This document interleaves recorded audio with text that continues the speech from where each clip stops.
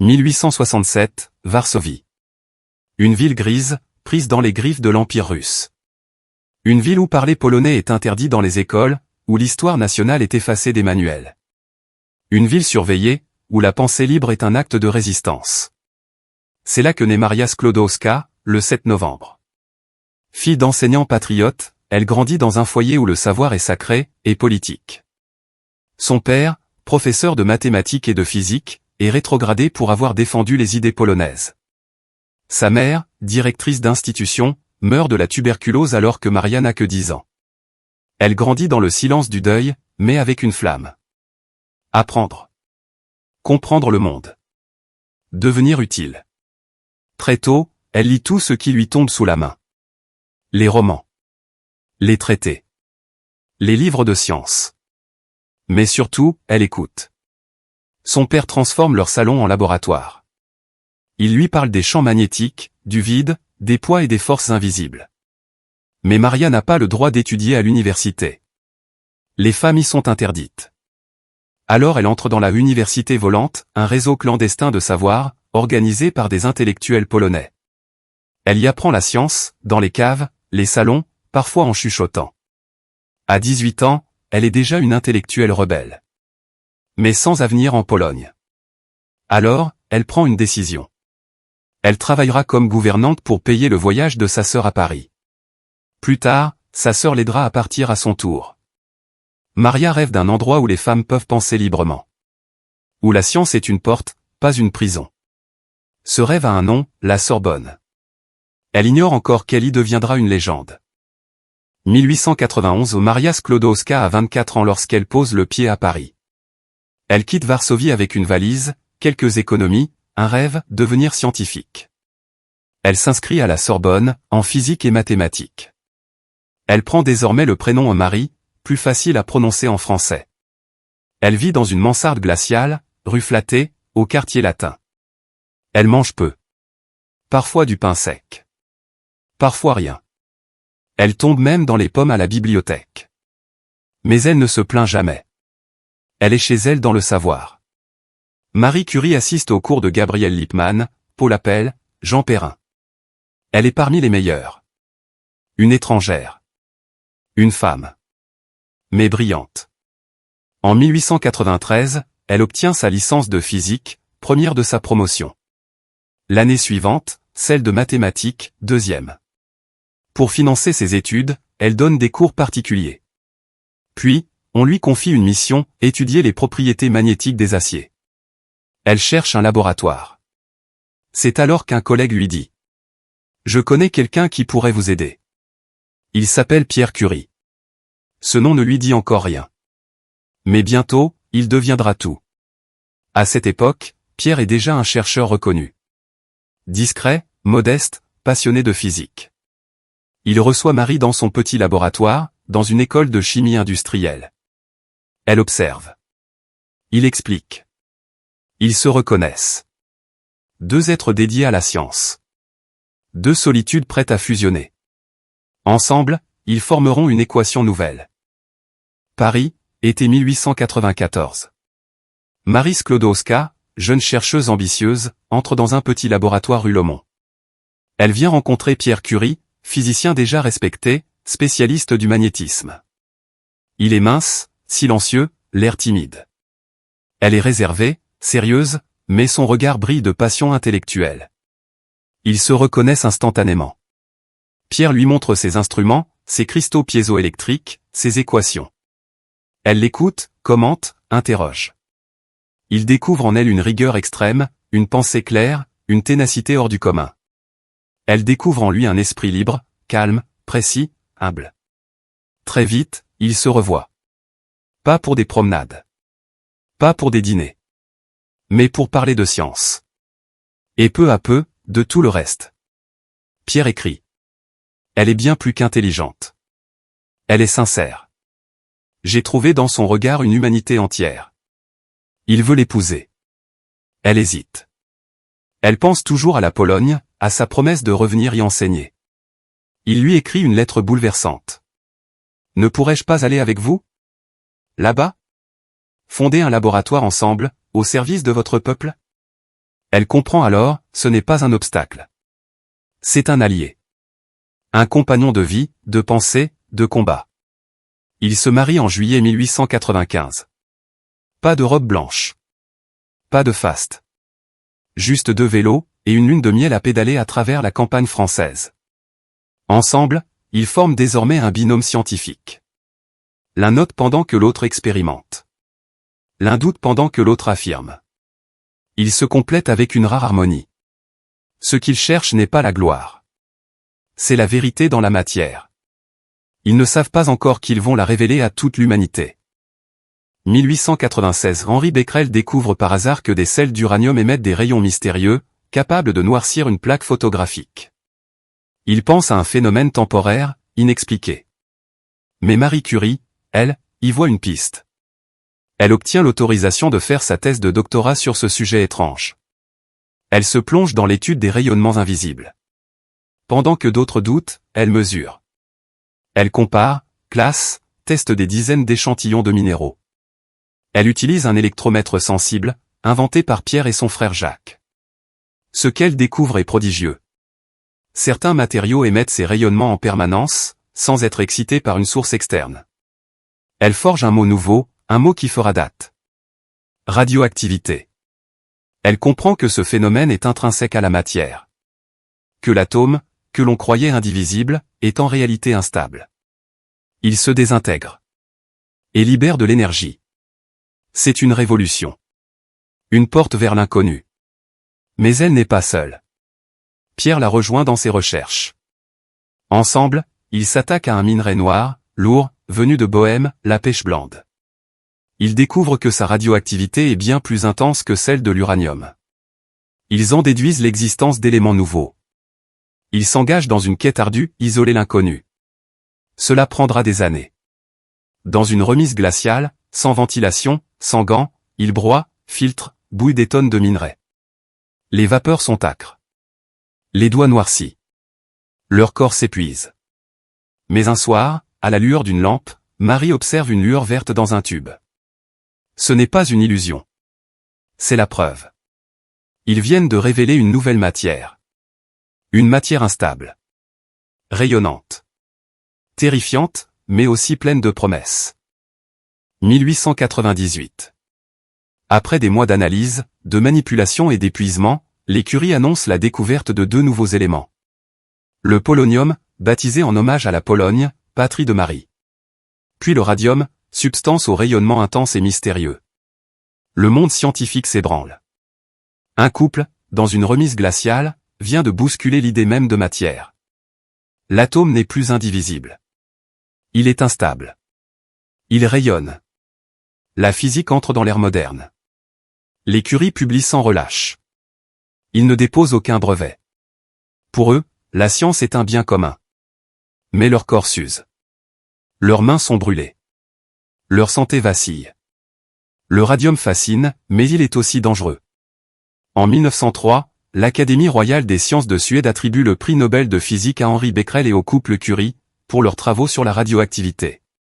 Pierre reçoit la nouvelle. Il est honoré, mais inquiet. Il redoute les feux de la célébrité. Marie, elle, est invisible dans les articles de presse. On parle du docteur Curie, rarement de la docteur Curie. Lors de la remise du prix, elle est la première femme de l'histoire à être ainsi distinguée. Et pourtant, elle monte sur scène sans robe de gala, sans bijoux.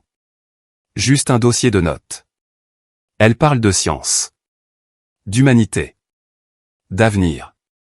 Elle déclare. Le radium est un bienfait, s'il est bien employé. Mais il nous rappelle aussi que la connaissance implique une responsabilité. Ce Nobel change leur vie. Il leur offre une reconnaissance, des moyens, une plateforme mondiale. Mais il marque aussi la fin d'une époque. L'époque des découvertes en silence. À partir de maintenant, le monde les regarde. Et tout ce qu'ils feront aura des conséquences. 19 avril 1906. Paris. Il pleut. Les rues sont glissantes. Pierre Curie traverse à pied la rue Dauphine, pressé. Il porte des papiers, perdus dans ses pensées. Une charrette passe. Les sabots claquent. Il glisse. Les roues lui broient le crâne. Pierre Curie meurt sur le coup. Marie s'effondre. Elle n'assiste pas aux obsèques publiques. Elle pleure en silence, dans leur maison. Elle note dans son journal. Mon Pierre est parti. Je continue sans lui. Mais il me manque chaque minute. Le monde la regarde. Elle, la veuve du génie. Mais ce qu'ils ne savent pas, c'est qu'elle va reprendre son poste.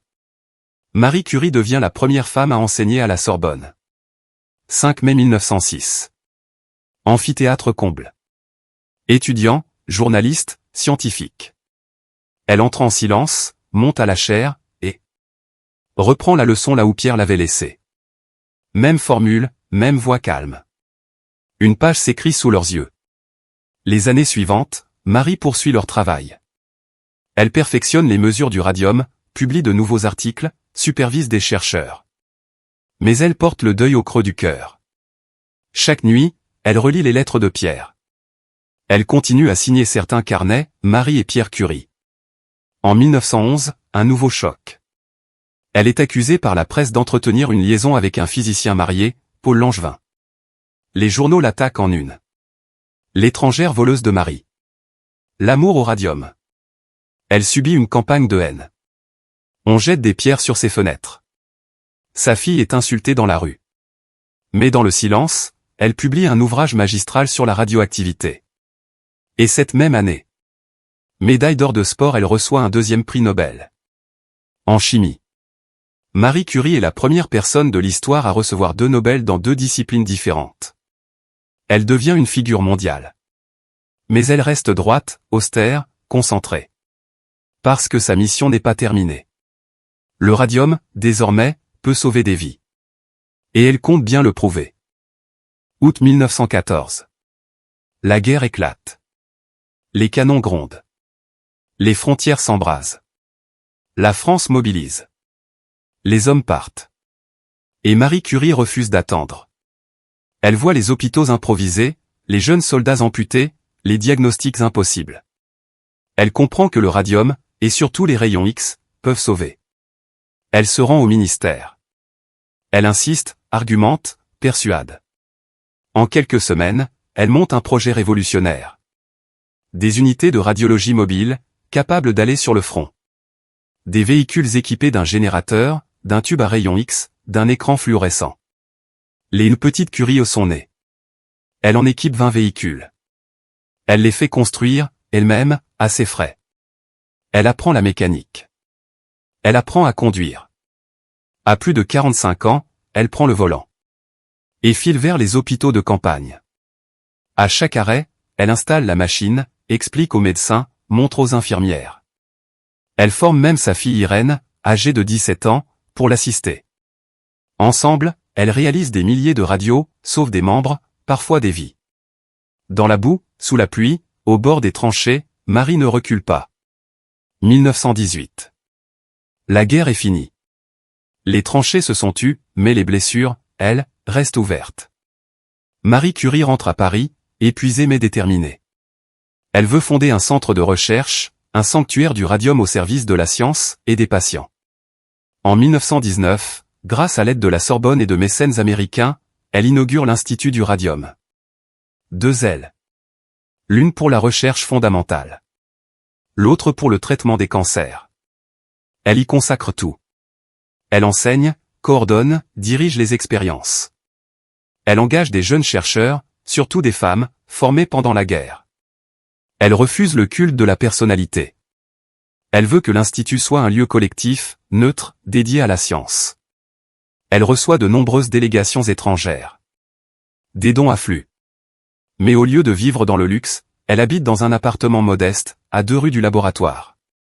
En 1921, elle traverse l'Atlantique pour la première fois. Une tournée aux États-Unis est organisée pour lever des fonds. Les femmes américaines collectent l'équivalent de 100 000 $ pour qu'elles puissent acheter 1 gramme de radium pur. Un symbole immense. Dans chaque ville, elle parle avec calme, humilité. Lorsqu'on l'interroge sur la gloire, elle répond. Il n'y a pas de science noble ou basse. Il n'y a que le travail bien fait. Elle revient en France avec le radium, l'espoir, et un rêve réalisé. L'Institut fonctionne. Les patients affluents. Les résultats s'améliorent. Le radium devient un outil thérapeutique. Et surtout, Irène Curie, sa fille, marche dans ses pas.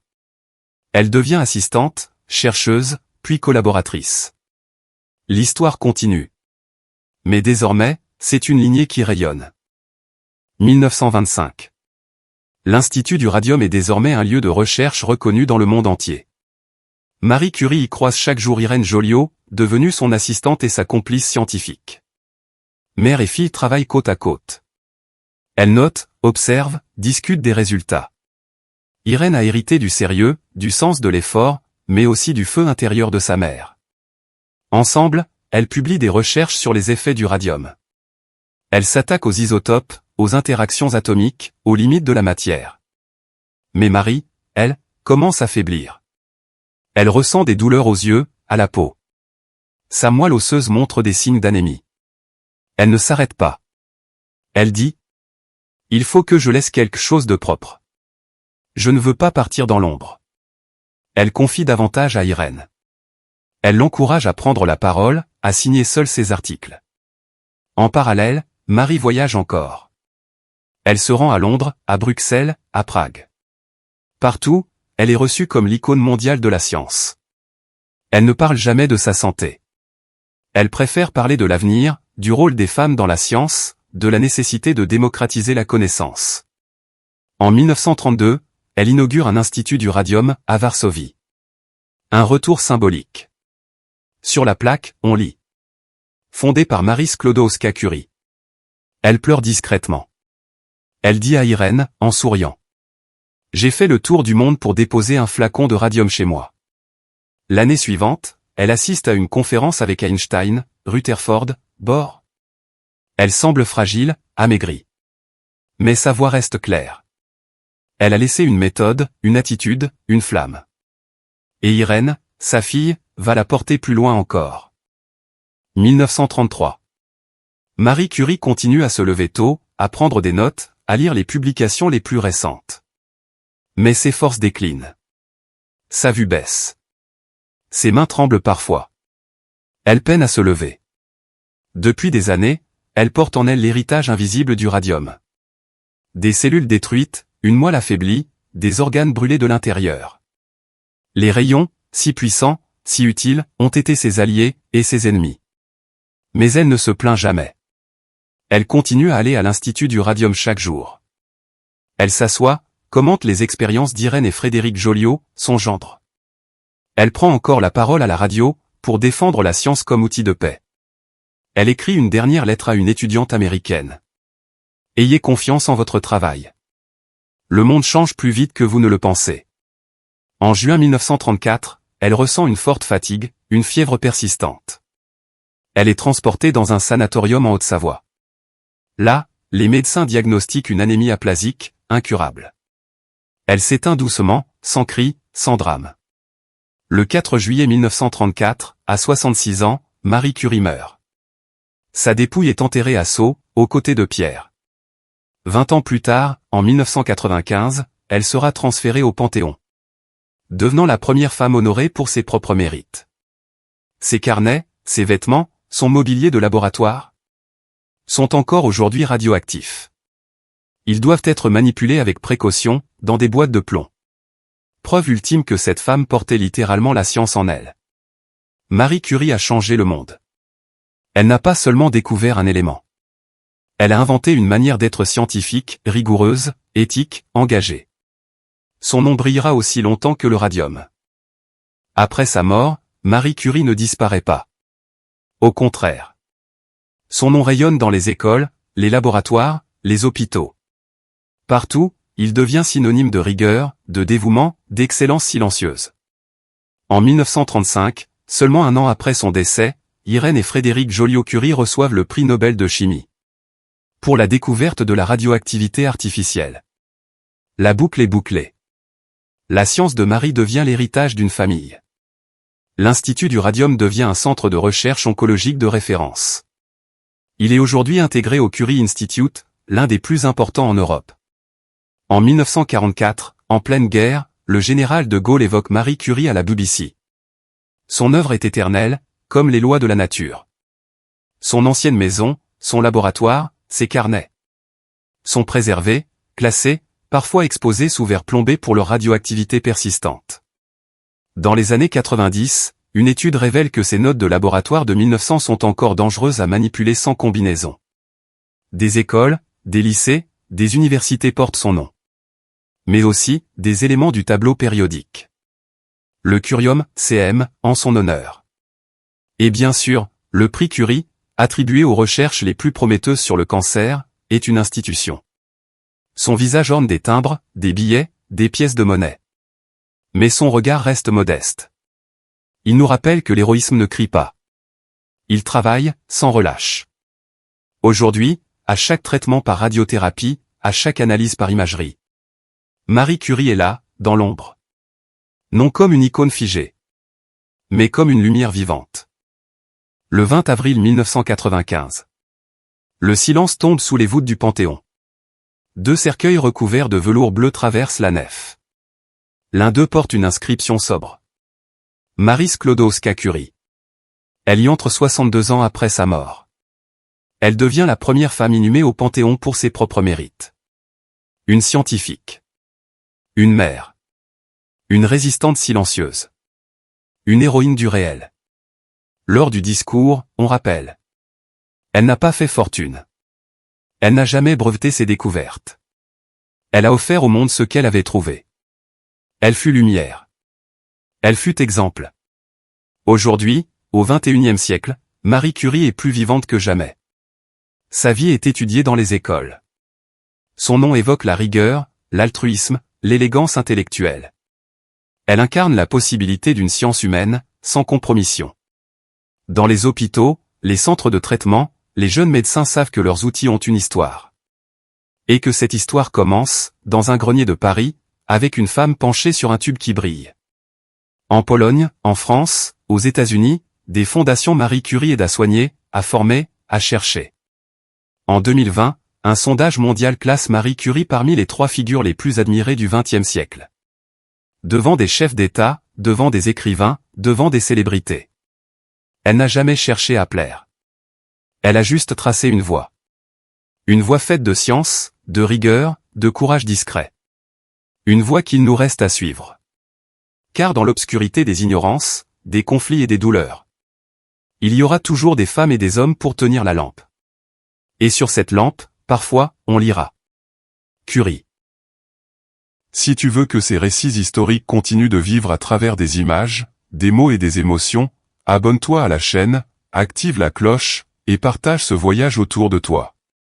Dis-nous en commentaire, quel personnage veux-tu voir renaître dans une prochaine grande fresque historique ?